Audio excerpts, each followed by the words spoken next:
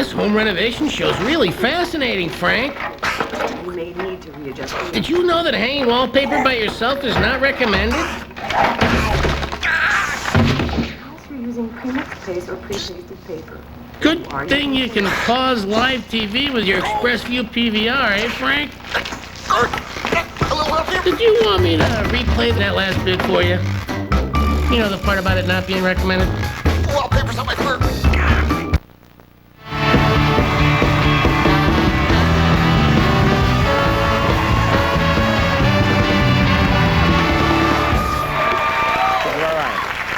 My first guest tonight is an Emmy Award-winning comedian who is the host of his own show, The Colbert Report, which airs Monday through Thursdays on Comedy Central. Please welcome the very funny man himself, Stephen Colbert.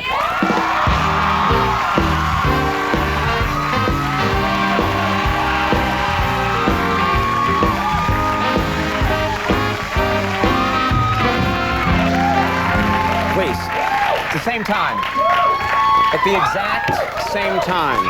Thank you. Thank you for having me back, by the way. You know, I want to say, I want to start saying by apologizing for last time. No, you don't need to apologize. I do need to apologize. I should be the one to apologize to you. I came on a little strong. Maybe so, but I'm supposed to be a professional and keep my cool, and You're right, I didn't. you're right. I accept. I didn't. I accept. Very nice. We should probably show, because not everyone saw the last appearance, so we should probably show. Things got a little out of hand last time, a little nasty. I mean, it's not that big a deal. Not that big a deal, but just... between comedians, it means more than it means Yeah, probably to a little normal bit of an people. ugly, but let's take a look. Look, I just think that Rosa Parks was overrated.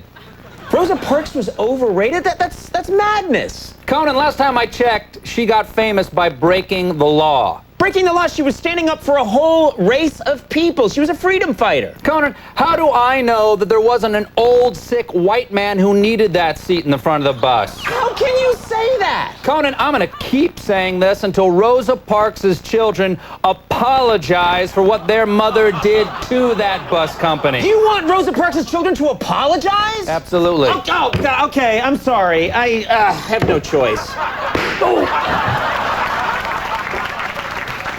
Typical East Coast Ivy League educated response. We'll take a break. We'll be right back. You recovered very nicely. There's no hint of a...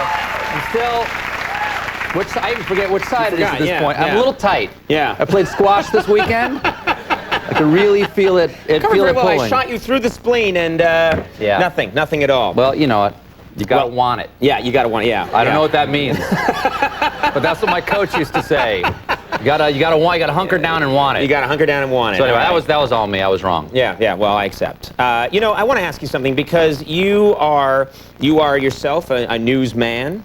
Not really. Okay, well, but you part of your gig is you study news anchors, people that deliver the news, and you try and pick up on things, you know, about them. So I just want to ask you, what do you feel about our new NBC hotshot Brian Williams? He's great. He's a great newscaster. Yeah, I mean, he's doing a good job. He's a suitable heir to Brokaw, and he's his own guy. And he does tremendous broadcasting. Somebody needs to talk to him about his face. About his face? Yeah, I mean, it's a nice face, but somebody needs to tell him to take the goggles off at one point when he's in the tanning booth. Because, really? You know, I'm serious. He's like, it looks like he's worn goggles and gone in to repair a reactor core. Because he's incredibly tan everywhere except right here. Yeah. We have one of those NBC The More You Know public service announcements. Oh, good, because this is where you can really tell. Let's take a look at this. Disasters can happen anytime, anywhere. To learn how to be prepared, contact the Red Cross. I've noticed that, actually. Yeah. It's such a simple thing to fix. It's like he just came back from reporting in Chernobyl with some Ray-Bans on. I will talk to him. I speak to him often. One word. Bronzer. Bronzer. Well, just well placed right here. Right, I will talk to him. there. All right. He'll listen to me, too. He respects me. Does he? No, he doesn't. Okay. I like how you couldn't believe that. No. That got you chuckling. Now, okay, here's something. As part of your job, you interview a lot of politicians. Yeah, we're doing a 434-part series right now on all the congressional districts in the United States. Right. Exhaustive and exhausting. Yeah. So people, I would think, for the most part, they know you and they know that they should have a sense of humor. Has there been anyone who who hasn't had a sense of humor about you? Well, most people have a sense. Most people know what they're getting into when they do one of these. Congressman Barney Frank of Massachusetts. Democrat from Massachusetts. Democrat. I think he's like number 3rd in the Democratic Party in Congress. He evidently did not know what he was getting into. And I should point out he's openly gay. Yeah. I went in the interview and I started off by saying, I want you to know I think it's very courageous and I salute you for being openly left-handed. And I said, I believe that you are born left-handed. It's not a choice you make. Right. And I think it is wrong for those Christian organizations to try to get people to change from left-handed to right-handed or send their kids to camp. Right. Yeah. And how did he... Not a fan of that bit. He got mad. Did he take a swing at you at one point? He did not take a poke at me, but that would have been better than what the rest of the interview was. Right. Which was, shark-eyed silence. Right. Hard to cut around. I call that compel-a-vision. That's not television, that's compel-a-vision. I think it's good. Clearly no one in here knows what the hell I'm talking about. But they shouldn't. I've lost my mind a long time ago. You... Me? Yeah, you.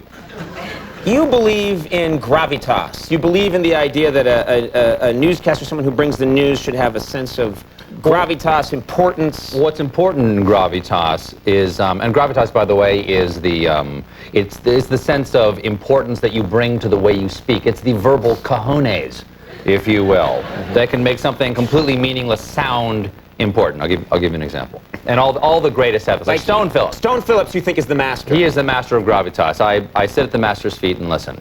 Here's a good example. But at this crab shack, the catch of the day was murder.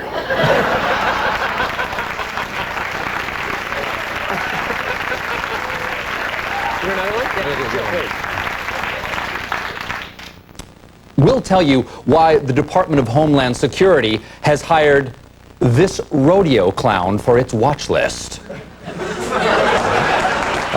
Actually, I kind of ruined that joke. You ruined that one. Yeah, Would you like to try another one? Let's try one more. Yeah. Suddenly, and without warning, Kevin was caught in a real-life game of Hungry, Hungry Hippos.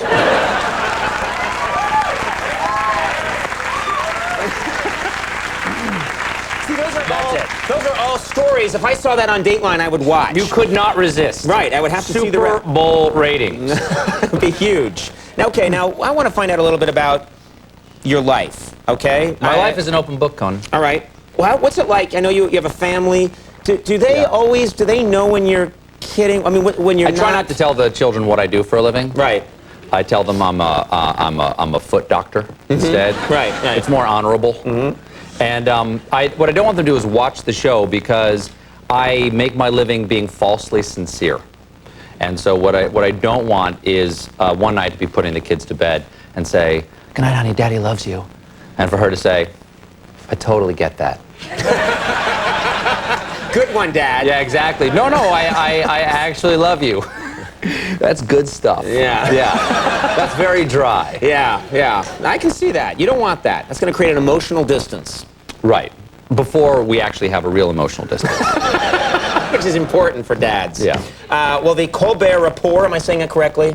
Sure. Why not? Yeah. I can't tell. Airs Monday through Thursday nights at 11:30 on Comedy Central. Stephen, thanks so much for being here. It's always Thank you great for having me back. Yeah, always great. Stephen Colbert, Rick Moranis coming up to take a break.